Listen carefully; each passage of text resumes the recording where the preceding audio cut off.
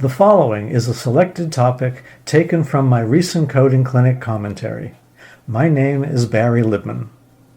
2 questions and answers highlight steps to be taken when the clinical information does not seem to be in sync with the provider's documented diagnosis.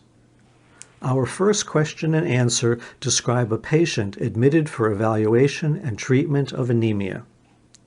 The medical record documents past medical history of HIV disease and explains the patient is currently taking an antiretroviral medication.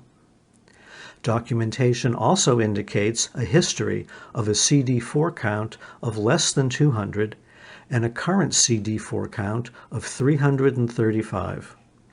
Our provider documents HIV disease on antiretrovirals with CD4 of 334 and an undetectable viral load.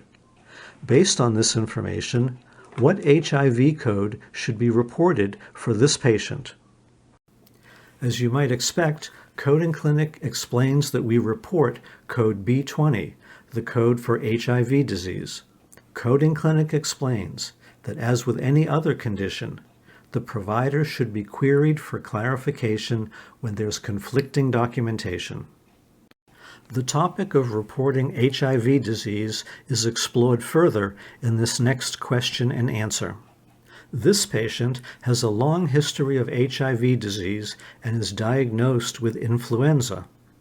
Our provider's documentation indicates a long history of HIV disease on a continuing medical regimen with a current CD4 level of greater than 1,000 and an undetectable viral load.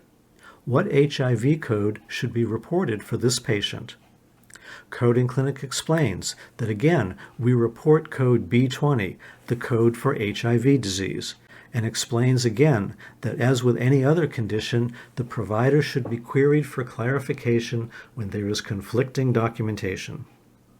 The issue in these 2 questions and answers seems to be that the clinical information does not match up with the documented diagnosis, and Coding Clinic is being asked how this circumstance is properly handled.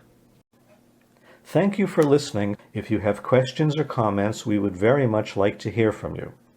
Happy coding!